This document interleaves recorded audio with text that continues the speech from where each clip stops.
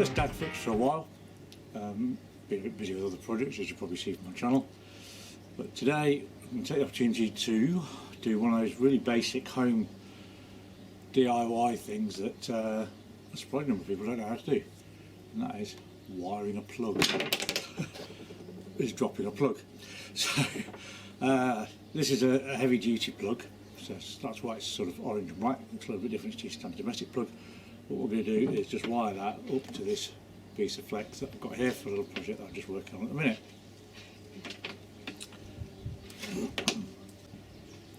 So we start off, I'm just simply going to undo the screw on the bottom of the plug to take the base plate off.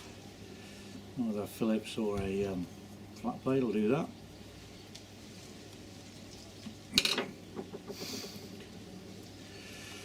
So that reveals the inside of the plug. If it's a new plug, you'll have a fuse.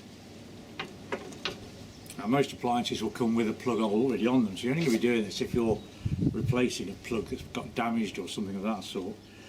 So the first thing to do when you've got your plug is make sure that the fuse is the correct one for your appliance, because that's what protects your appliance from catching fire. So this one is a 13 amp. It's going to be feeding a extractor fan, so that will be replaced for a 3 amp fan in due course. In terms of your terminals on here, they're marked. Top one being earth, this one here. Then you've got neutral, and you've got a live which goes through the fuse to protect everything. On your cable, you've got 3 corresponding colours of cable. So in this particular case, it is brown for the live, blue for the neutral, and stripy for the earth. On older appliances, you may find that you've actually got black for the neutral and red for the live. But most newer appliances will be the same as this. Some, in fact quite a lot, won't have an earth. If it's what they call a Cat 2 appliance, it's insulated and it doesn't need an earth. So if it hasn't got an earth, that's fine. You can ignore the earth in the plug. If it has got an earth, if it's not a Cat 2 appliance, then you must have an earth for safety. Otherwise the casing of the appliance could become live, which is generally reckoned to be a bad thing. So we're going to start off by sizing up the cables, making sure that we've got sufficient cable. We want some of the outer insulation inside of the plug. Squeeze that in there. It's often quite a tight fit, this one is, because this is heavy duty cable, so it's quite a tight squeeze in there. I'm going to pull that back slightly. So this one is a gripper type onto your cable. Some will have a little bridging thing across there attached with 2 screws. It's important that you have the outer insulation inside of the plug and that it's held in place by those. Otherwise, when you pull the if you pull the cable, you're just pulling on the terminals that it's screwed onto, and that's not safe. Okay, right, let's stick him back in. Personally, I do prefer the screw type. There you go. Okay, a small screwdriver, which I appear to have mislaid somewhere. Pass. Well, never mind, we can. Oh, there it is. Using it as a pointer. So unscrew the terminal. I'm going to start off by doing if this will actually unscrew, neutral. There we go. A bit firm is that.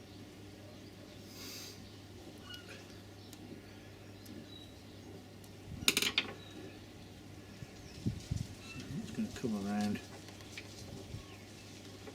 and you don't have a huge amount of space in here, and this is quite a robust cable as well.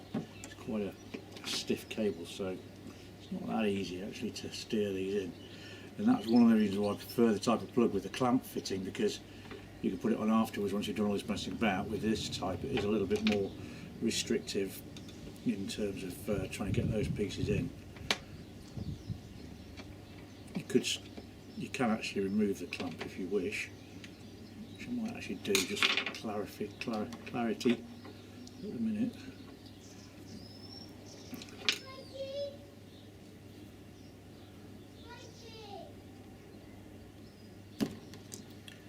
Well, normally you can. Is he going to come out? Come on out, you little bastard. There we go. Okay, so put him somewhere safe for now. Okay. Then we've got the live. It goes into this one. Now I'm going to trim this down slightly. Reason being that you want the longest cable inside the plug to be the earth. So that if they do get pulled out, it's going to be the earth that comes out last. So if they're all the same size, things like the neutral and the live will come out first. It'll come out last rather, which isn't what you want. You want the earth to be the last cable to come undone. So we're just going to shorten this one down a little bit. Strip that off. And you can get cable strippers or you can just use side cutters like these.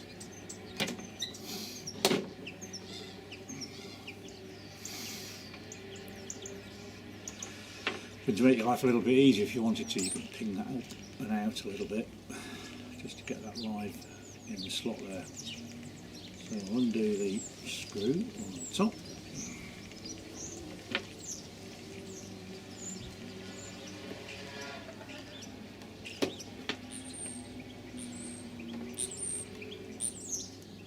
Again, it's being a little robust. God blimey, it is as well. It's in pretty tight for a new one.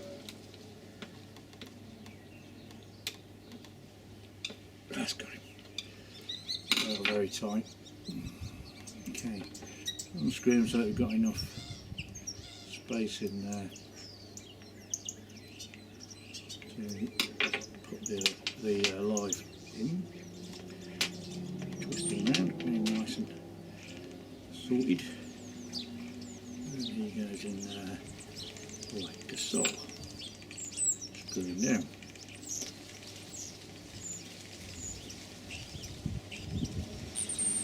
Nice and tight. A little tug test just to make sure he's in well. Put that one back in. Make sure he's properly located. There we go. Okay. And I'm going to redo that neutral. You can see all this. On this I've got quite a bit of the copper still sticking out, which isn't ideal, so we're going to redo that one. So I'll pin the terminal out again.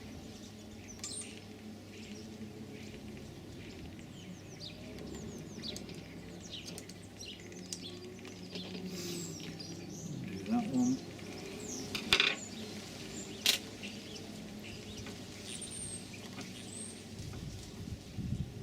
You fit him into there. You'll notice on these plugs, it's a feature of British plugs are probably the best in the world, it has to be said, in terms of safety and such like. They are very, very good. And one of the things that is safety is, you will notice, we have this black piece on the pin, and the idea of that is if you're trying to, if it's just tight fit in the socket, you get your fingers down there, try and pull it out, you won't actually electrocute yourself. That's the plan. Okay, so that's my neutral back in. So I'm sticking back in the hole. It's very tight, this cable. It's quite a heavy duty one because this is going to be appliance that does get bashed about a bit, so I'm using fairly heavy duty flex. Okay, so that's those two in. You can see that's a bit better now. I've got loads of copper hanging out of there. Just make sure that your terminals are actually gripping on copper and not on the insulation. Then finally we've got the earth. So again, just going to loosen that one off. I can't believe how tight these are.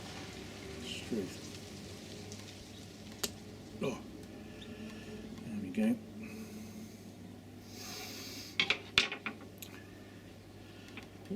earth into there. And then tighten him up.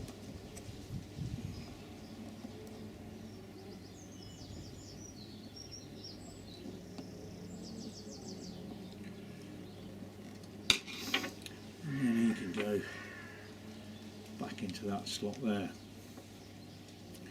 So you can go that it's actually the right way around. There we go. Okay, and steering it around the screw hole where the fixing for the back plate is going to be. Okay, so that's the plug now wired. Everything's tucked in nicely, out of the way, nothing's going to get trapped there. So now we'll put back in the grippy bit.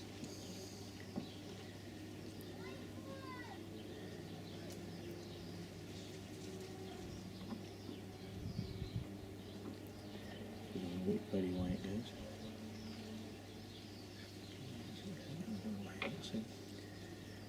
Okay.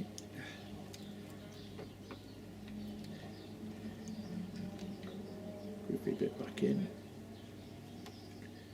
Then we push the cable home so it's well gripped. Final check, make sure everything's out of the way. So you can see within that the last cable to come out should be my earth. And then we put the cap on and put the screw in the bottom.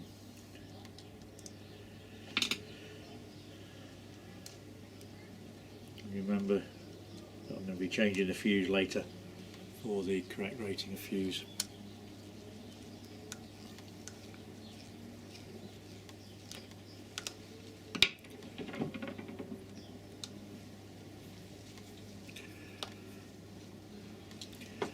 Final all-round check just to make sure that it's properly fixed, which it isn't, because this cable is just pushing that up a little bit, so we'll make sure that is properly closed. That is another advantage of the ones with the bridge on the back, is that it actually helps to hold this all together. There's not really very much that actually holds this in place on this particular one. So it's not a great design of plug, I'd have to say. Everything is held by that one screw there, so yeah, there's nothing that actually pushes that down. But anyway, that is the basics of how to wire a plug. Thank you very much.